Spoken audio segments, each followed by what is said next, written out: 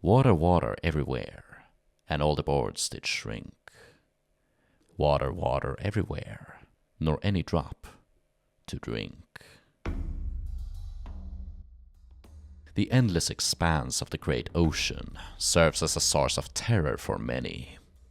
One could only imagine waking up in the middle of a great, bottomless ocean, without any land in sight, legs kicking against a dark abyss, without any protection from the unbearable sun or whatever lurks below.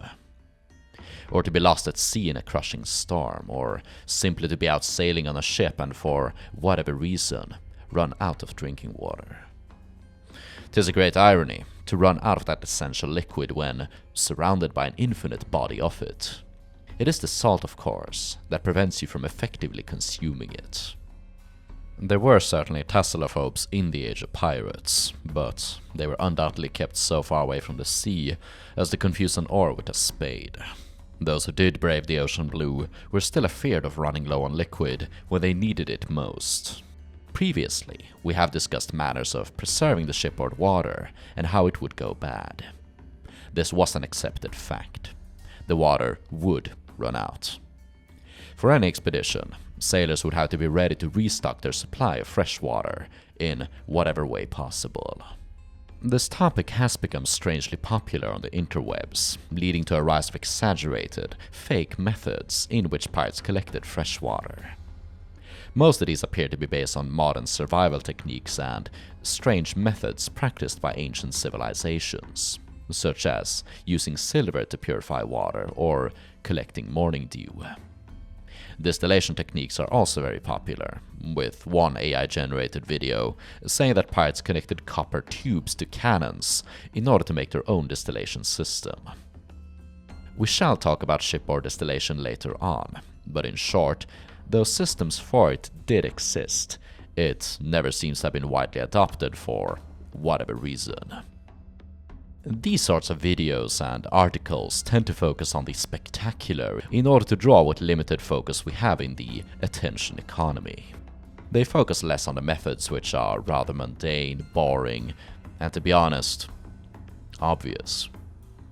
The most obvious one was simply the act of estimating how much water the expedition needed before you actually set sail. Any voyage of whatever purpose, be it trade or piracy, required extensive planning and preparation, with the accumulation and consumption of fresh water being paramount. In this planning stage, sailors would consider places along the route in which they could refill, because the most common method of collecting fresh water was to collect it. Go ashore in the wilderness or civilization and refill your barrels. So when planning a route, the sailors had to consider ports and locations suitable for stocking up. They had to consider the estimated time between these stops and the total length of the voyage. Now, I've heard it said in those AI videos that merchant captains and the like would deliberately understock their ships with water and provisions to leave more space for cargo. The reason provided is wrong, but the practice is more or less correct. Ships did rarely, if ever, carry enough provisions and water to last the entire voyage. That was because most ships were simply not big enough to carry the amount of food and water necessary, let alone repair materials and the cargo that had to be sold. This had to be remedied by making frequent stops. A quick interlude before we go on. Gold Gunpowder is always struggling against the stream of the YouTube algorithm, and is dependent on viewer support for its continued survival. If you enjoy this content, liking the video and leaving a comment will ensure that the video spreads to more people. I also hear from my viewers that the videos do not show up in their feed. You have to click the subscribe button and notification bell to get pings about new releases. You can also join the Discord server where you get notified of new uploads, or simply check out the channel every Friday. I release videos on a weekly basis. The best way of supporting Gold Gunpowder is by becoming a channel member or Patreon supporter. For just $1 a month, you'll get ad-free access to weekly pirate content, mounting up to hours of monthly entertainment. Now, if you ask me, that's a pretty good deal. Let's get back to our regular program. By the 17th century, most of the known world had essentially been mapped out. maritime locations established, routes well traveled, and a class of experienced sailors developed. These veteran seamen knew the best places at which to stop and restock on fresh water. If the sailors did not know of good places to fill up, they could learn of them from reading a published journal, friendly encounters at sea, or, in the case of pirates, kidnap a local guide who could inform them or lead them to a freshwater source. It is kind of funny that these AI videos tend to attribute a lot of unique methods to pirates and pirates only, even if there's nothing in the book saying that only pirates could have done it, and a lot of them were not exclusive to pirates, while ignoring the methods open almost exclusively to pirates, that is, breaking the law and all forms of social niceties. The procedure itself of collecting water might be taken for granted, but deserves some description since it was deliberate and had to be carried out in an organized fashion. There were dangers involved. Like I said, the procedure of collecting fresh water began with a target location. It was uncommon for sailors to collect water in large settlements, since the sources here were usually crowded or otherwise polluted. Instead, water was collected from a source usually somewhat isolated, whether it was free or controlled by someone that required payment. These sources included wells, rivers, brooks, but also more unique ones like the freshwater ponds of New Providence, a pirate hideout, or certain islands in the South American Pacific, where rainwater collected in the crevices between rocks. Due attention had to be paid to the wholesomeness of these sources. Stagnant waters could be hotbeds of horrible diseases, and even running sources could be contaminated. Dysentery, also called the bloody flux, was the usual result. Waters that looked pure and crystal clear might be deceptively infected, and the opposite could apply as well. Waters that looked absolutely disgusting could actually be healthy and nourishing. In a previous video, I mentioned how one group of pirates recovered water that was grown with duckweed. They wanted to remove the weed, thinking it foul, but the surgeon informed them that it served to purify the water.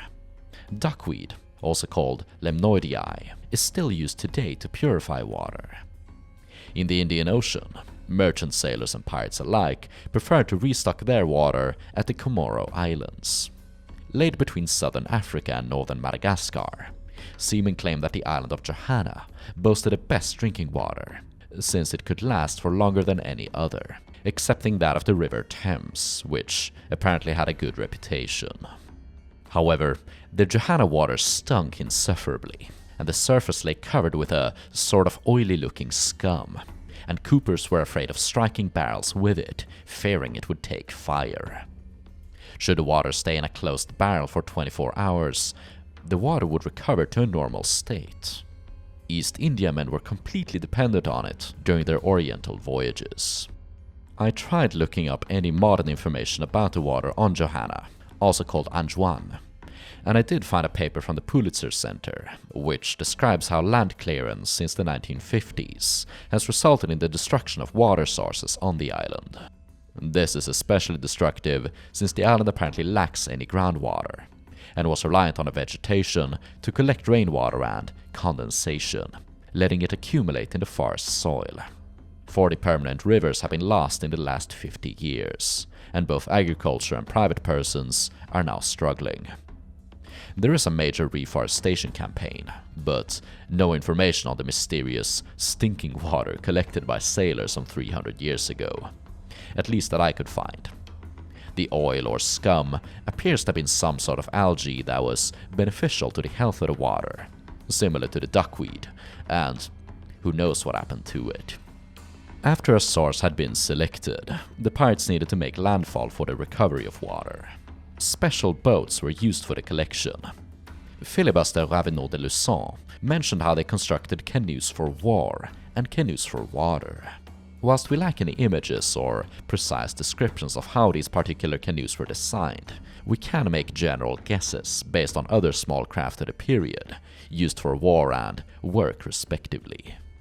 Small boats used for war were typically longer, speedier, and might have a collapsible mast, often with a swivel gun or even a cannon mounted in the fore.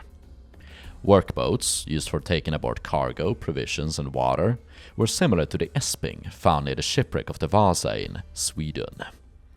These sorts of workboats were usually broader and sturdier, allowing for the carrying of the large barrels that had to be refilled. So in short, the war canoes were probably longer and slimmer to maximize speed, whereas the water canoes were probably broader to let them carry barrels more easily. They probably did not have a mast in order to make more space for barrels. A water collection was best relegated to the cooper, the artisan capable of mending and making barrels and casks. On pirate ships, their expertise gave them a surprising amount of authority, almost turning them into officers, making them a natural fit for the assignment, besides the ability to repair or fix the barrels should anything go awry. No doubt a common incident when rolling them over rough terrain.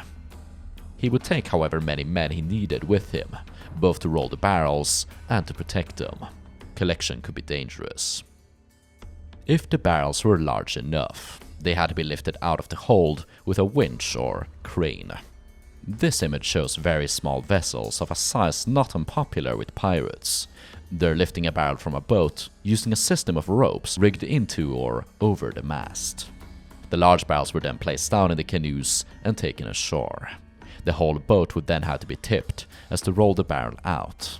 And after the cask had been filled, the boat would have to be placed on its side, the barrel rolled into it, and used to tip the boat back on its bottom and into the sea. It can be observed on this image. It also shows how 2 planks are laid out as a track to lead the barrel into the boat, and how 4 beams were placed like a V in the boat, in order to hold the barrel stable. The water canoes used by pirates might have had similar constructions. The process of rolling the barrels between the boats and the water source was not only tedious, but time-consuming and often dangerous. Barrels could break during transportation on sea and land both. A rough sea might swallow the barrels or send them crashing against jagged rocks, but heavy winds might be necessary to deliver the barrels from the shore in the first place. Risk, reward.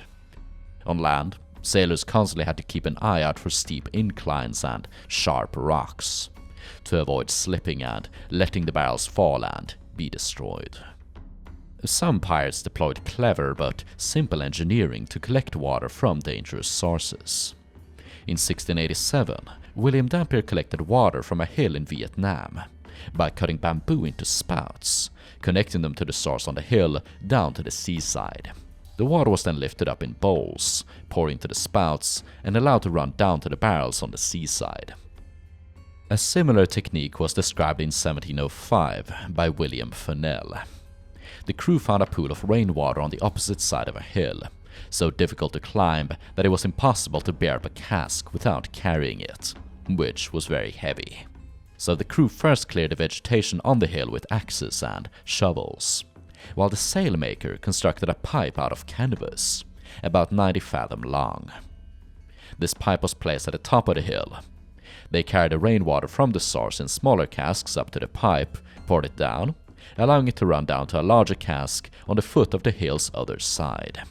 Filling these larger casks took a whole 4 days, but they managed to gather a whopping 25 tons.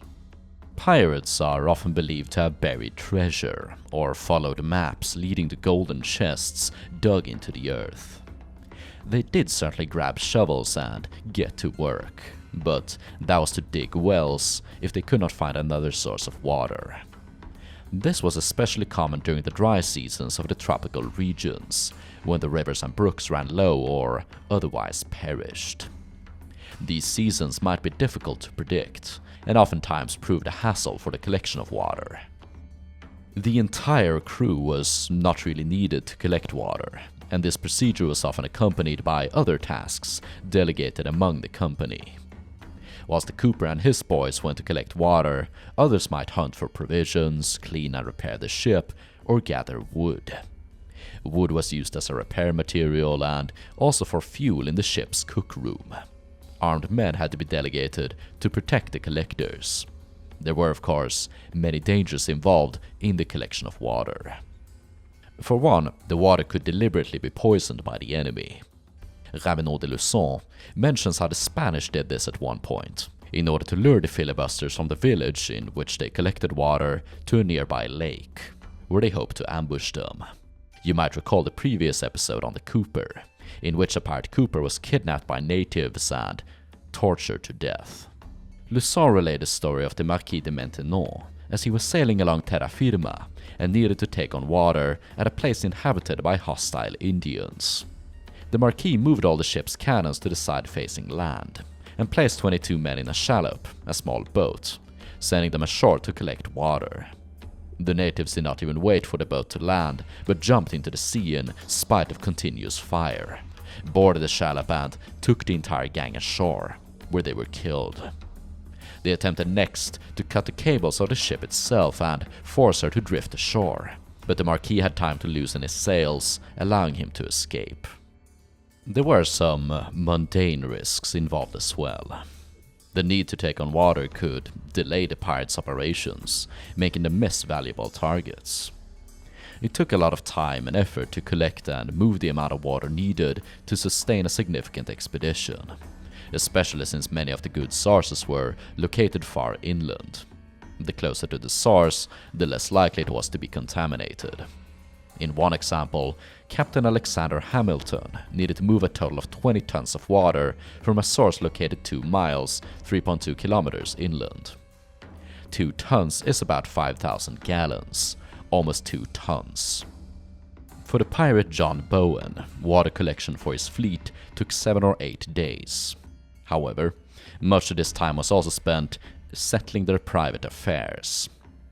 Still, the need to collect water was what drew them to land, and these private affairs simply added on that delay, and other factors could complicate the stay. Sailors might get lost, and those who had been forced into service might run away. Philip Ashton, a sailor captured by the notorious Ned Lowe, managed to escape under the guise of water collection. When the pirates came looking for him, Ashton hid until they left, thus marooning himself for 9 months, until he was finally rescued. All in all, collecting water yourself could be quite a hassle, so pirates and sailors might opt for other solutions. One was simply to steal the water. Lussan mentioned how 20 of his men were sent away to occupy a small village, where they hoped to acquire water from the locals, and foraging by plunder was a common method for the Buccaneers. However, in another instance, Lussan mentions how the Spanish Indians were friendly and more than willing to cooperate with the pirates, since they disliked their Spanish overlords so much, providing them with all the water they needed. Indeed, it was very common for all maritime folk to buy water or pay someone else to collect it for them. For one, it could save them time and energy. The locals would likely know of better sources than them. In other cases, they wouldn't have a choice. The locals might hold the source under guard and essentially force anyone that needed water to pay for it. They might do anything in their power to deceive and scam, receive more payment for less water and effort. Though Lussan encountered friendly Indians that provided water for free, others demanded a steep payment. Give the globe a spin and hit up the East Indies, and the governor of Timor Island forced William Dampier to pay him 4 Spanish dollars for every boat of water, whereas his officers offered to provide this liquid for free. Over on the Arab Peninsula, the people of Yemen provided a brackish water at the cost of an arm and a leg, partly because the water had to be fetched in skins carried on the backs of mules. They would often inflate these skins with air to make it seem as if they were carrying more water than they actually did. One of the strangest but seemingly common enough methods of collecting water was by swimming with it. In modern-day Ghana, West Africa, the locals would get paid for taking a barrel, swimming ashore with it, fill it up with water, and then swim back to the longboats. The barrel would float and they would swim with it, pushing it along. Lussan mentions how his pirates attempted this technique themselves at one point, when they desperately needed water, but a storm made it too dangerous to land their boats. They risked being crushed. However, the Spanish deployed troops along the shoreline, preventing the swimmers from making it, and one of them drowned in the turbulent sea. William Dampier, the Buccaneer, was one of the first men to visit what we now call Australia, and provided an early description of the Aboriginals. He and his crew wanted their assistance in collecting water, and they constructed special barrels for this purpose. These were small, long, holding about 6 gallons each, and able to be carried by a single man. They tried to pay the Aboriginals in clothing, and though they did receive assistance in the water collection, the natives soon grew reluctant, and would take off their clothes whenever they had finished carrying the water, as if the clothes were only used for work. Whether the water was collected, plundered, or purchased, sailors are absolutely dependent on these locations during their lengthy voyages. However, even with a venture carefully planned, ships of the age did seldom operate under a predictable schedule, as they were susceptible to the unpredictable whims of the wind and tide. Therefore, sailors would resort to whatever methods they could to restock on water at sea, whether the barrels were empty, half full, or barely touched. Every cup, every drop, mattered. One of the most obvious ways of collecting water at sea was to get it from another ship. And trading provisions between friendly or neutral vessels was very common, and if one vessel was especially desperate, either having crew or animal aboard that were dying, the other might even provide it for free. Even pirates might peacefully trade for water.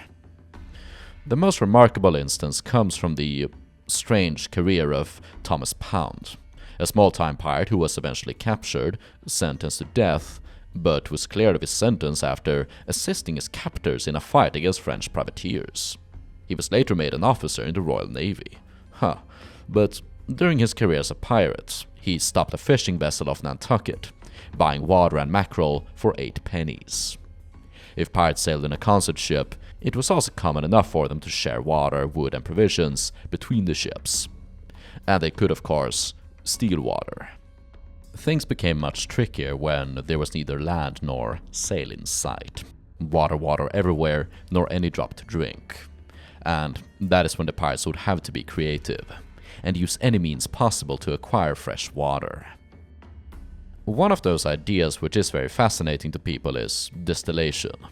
It is not a new idea, and there were proposals for it as far back as 1593, when Richard Hawkins mounted a distillation device aboard his ship, Dainty. Hawkins wrote the following: "I easily drew out of the water of the sea sufficient quantity of fresh water to sustain my people, with little expense of fuel, for with 4 billets I stilled a hogshead of water, and therewith dressed the meat for the sick and whole. The water so distilled we found to be wholesome and nourishing." There are no further mentions of distillation devices until 90 years later, when DamaMay published a book advising the usage of such a device. He describes it as follows: "An instrument scarce a yard over, which may stand under the deck of any ship, or very well in the cook room, and all smoke and fire avoided. They can make about 90 gallons in 24 hours. The water produced by the device was praised by Grew for its clearness, thinness, sweetness, softness, lightness, and so on, saying how healthy it was, but it never seemed to have caught on." Navy medical historian John Keevil speculates that the promoters of the machine spoke of it in a much too therapeutic and comfortable tone, which did not appeal to the traditionalist, rough-and-tough mentality that prevailed in the Navy and Merchant Marine. They made the distill seem like an unnecessary piece of comfort, and despite the potential and possibilities, it remained a curiosity rather than regular practice. It is uncertain how often it was used, and there appears to be no mentions of it among pirates. All of the dramatic and legendary methods of collecting and preserving water aside, the most common way of gathering water on the open sea was by collecting rainwater. It doesn't appear that much in period journals aside from occasional mentions, but when it appears it does so in a very casual manner, just as a mention, probably indicating that it was routine and very common indeed. Part of the reason is that it was very simple to collect rainwater.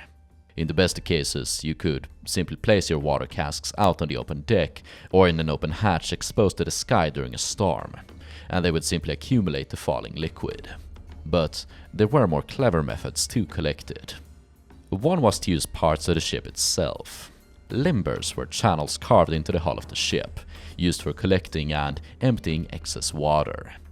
The end of them could be plugged up, allowing the water to accumulate and be ready for gathering. This was especially common during light or small rains. A buccaneer who wrote and published his own journal, Ambrosia Cowley, wrote the following. We took up our water casks from out of the main hatch to the floor and cleared the limbers amidships. We began to take in water for our voyage. Scuppers are square holes, either in the sides of the railing or gutters running from the upper decks to the side of the hull, used to keep the decks clear of water. These could be plugged up with swabs, allowing the water to accumulate on the deck, and then filled into barrels. Sayles told Raveneau how swabs were used for the sponging and gathering of this water, and since the swabs were full of mud and maggots, the resulting liquid was bitter, utterly nasty, but nonetheless saved their lives, so I guess you can't complain. Another method was to use sails, sheets, blankets, and cloth for the collection. This was mentioned by privateer George Shelvach, though he doesn't say if the cloth was used to simply soak and then wrung it out, or if it was rigged up into funnels and then used to direct the water into barrels. This method wasn't described until the late 18th century, when it was deployed by Captain Bligh of the HMS Bounty. It isn't unlikely that it was used before him, since sails were often rigged on a ship into awnings. That was to provide shade against the sun, but it certainly had other areas of application. And since Fennell described a buccaneer sailmaker making a pipe out of canvas to lead water, I think that basically confirms that it was common to use sailcloth funnels aboard the ships to collect rainwater, even if no one in the period directly described it. That is all I have to say about pirates collecting water. Hope you enjoyed. Water, water everywhere, and all the boards did shrink. Water, water everywhere, nor any drop to drink. There has been some interest in my consultation for creative projects, so if you wish to hire me for your novel or game design or whatever else, I have set up a Fiverr account where you can hire me. I offer research, proofreading, editing, critique, very harsh critique, but we can also just talk, spitball ideas, or whatever other suggestions you have. You'll find a Fiverr link in the video description or pinned comment below, or you can contact me via Discord or email. Otherwise, support Gold Gunpowder by liking, clicking the subscribe button and bell to get notified of new releases, and if you truly enjoy this content and have the resources, nothing helps more than $1 a month via channel membership or Patreon subscription. You'll also get early, ad-free access to weekly pirate content. Ooh, now that's a killer deal if I ever saw one.